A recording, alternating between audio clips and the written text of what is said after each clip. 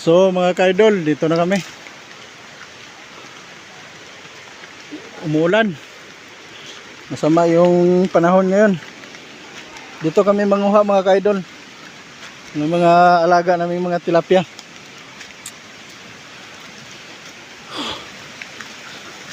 Yan yung ilog sa baba mga ka-idol, oh. Malaki.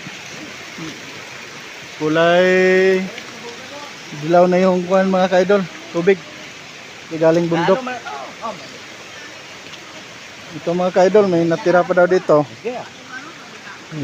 Kunin na lang namin.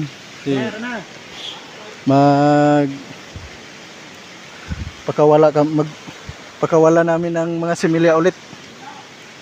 Similya na? Similya home? Bugawin namin muna mga ka-idol, papunta doon. Para isang ano lang,